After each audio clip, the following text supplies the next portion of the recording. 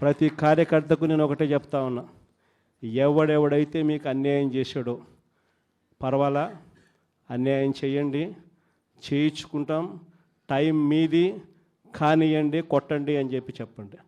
ఆడు ఎవడు ఏం చేస్తా ఉన్నాడో పేరు రాసుకోండి. రెడ్ బుక్ అని నేను చెప్పను, కానీ పేరైతే రాసుకోండి. మీరు ఏ బుక్లో రాసుకున్నా పర్వాలా, పేరైతే మీరు రాసుకోండి. దాని తర్వాత మాత్రం అన్యాయం చేసినోనికి సినిమా మాత్రం మనం చూపిస్తామని చెప్తాను. ఆ మనిషి రిటైర్డ్ అయి ఉన్నా కూడా లాక్కొని వస్తా, ఆ మనిషి దేశం విడిచిపెట్టిపోయినా లాక్కొని వస్తా. ఎవరిని వదిలిపెట్టేది ఉండదు. ఒక్కొక్కడికి మాత్రం సినిమా మాత్రం ఎలా చూపించానో అలా చూపిస్తామని మాత్రం చెప్తాను. ఖచ్చితంగా వీళ్ళు ఏదైతే నాటుతున్నారో, ఏదైతే ఇత్తుతున్నారో, ఇది రెండింతలు వీళ్ళకు పండే కార్యక్రమం కూడా జరుగుతుందని మాత్రం ప్రతి కార్యకర్తకు గట్టిగా చెప్పండి.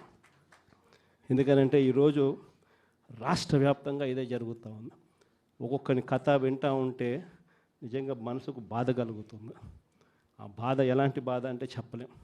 అసలు మంగళగిరిలో ఒక పాపను, కృష్ణవేణి మంగళగిరి పాప, సోషల్ మీడియా పాప తీసుకొని పోయి, ఆడపాపను కూడా, ఆడ కూతురని కూడా చూడుకోకుండా తీసుకొని పోయి హైదరాబాద్ నుంచి ఎత్తుకొని వచ్చి స్టేషన్లలో పెడతా ఉన్నారు. ఇంకొక పాప సుధారాణి, ఆ పాపను నెలలు ఈ స్టేషన్ నుంచి శ్రీకాకుళం నుంచి తిప్పినారు.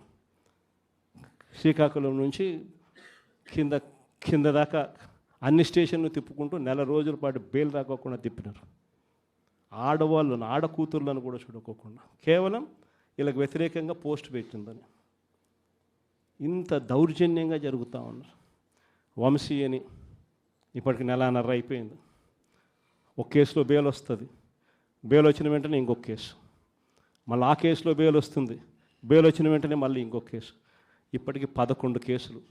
ఒక కేసు అయిపోయినాక ఒక కేసు, ఒక కేసు అయిపోయినాక ఒక కేసు. 2 నెలలు దాదాపుగా వంశీ ఈరోజు జైల్లోనే కనపడతా ఉన్నాడు. ఇంకొక దళితుడు ఎక్స్ఎంపీ నందిగామ సురేష్ పాపం నెలన్నర రోజులు పాపం జైల్లో పెట్టారు. బెయిల్ రాకుండా అడ్డుకుంటూ జైల్లో పెట్టారు. మళ్ళా చివరకు కోర్టుల ద్వారా ఎంతో కష్టపడితే బెయిల్ వచ్చింది. వచ్చిన తర్వాత మళ్ళా 3 నెలలు 4 నెలలు తిరగకపోతే మళ్ళీ ఈరోజు నిన్న మళ్ళా కేసు. వాళ్ళ ఇంటి దగ్గరికి ఒక వ్యక్తి వచ్చి దళితుడని కూడా చూడుకోకుండా ఆ మనిషిని ఈయనే తిడతాడు. ఎందుకు నన్ను తిడుతున్నావు అని చెప్పి ఈయన ప్రశ్నిస్తే ఈయన మీద కేసు పెట్టి జైల్లో పెడతా ఉన్న పరిస్థితి మొట్టమొదటిసారిగా ఇప్పుడు చూస్తూ ఉన్నాం. అది ఈరోజు ఇంత దారుణంగా ఈరోజు జరుగుతూ ఉంది. ఇలాంటి పాలన చూసిన తర్వాత చెప్తా ఉన్నా, ఆ బాధలో నుంచి చెప్తా ఉన్నా, ఏదైతే మీరు ఎత్తుతూ ఉన్నారో తప్పుడు సాంప్రదాయాన్ని నాటుతూ ఉన్నారు, తప్పుడు సాంప్రదాయాన్ని మీరు చాటుతూ ఉన్నారు. ఈ సాంప్రదాయం ఒక వృక్షం అవుతుంది. మీరు ఏదైతే ఇచ్చారో అది 2 ఇంతలు వెనక్కి తిరిగి మిమ్మల్ని తన్నే పరిస్థితిలోకి ఈ వ్యవస్థ తయారవుతుంది.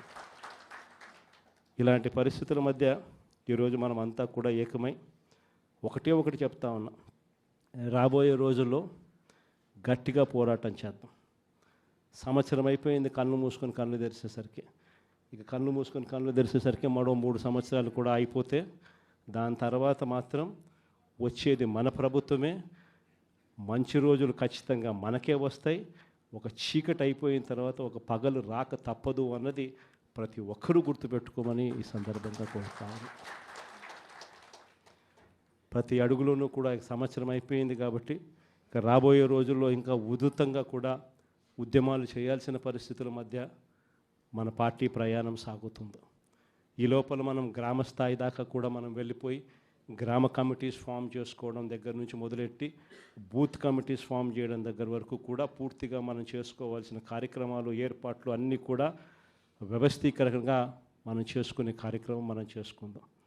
దాని తర్వాత ఉద్యమ బాట పట్టాల్సిన సమయంలో ఖచ్చితంగా ఉద్యమ బాట పడుతూ ఈ ప్రభుత్వం చేస్తూ ఉన్న తప్పులను ఎండగడుతూ, ప్రభుత్వం చేస్తూ ఉన్న తప్పుడు పనులను ప్రజలకు ఎత్తి చూపుతూ మీ పాత్ర మీరు పోషించాల్సిన సమయం కూడా వచ్చింది అని చెప్పడానికి ఈ సమావేశాలన్నీ కూడా ఏర్పాటు చేసి మీ అందరి సహాయ సహకారాలు కూడా తీసుకునే కార్యక్రమం కూడా చేస్తూ ఉన్నాం.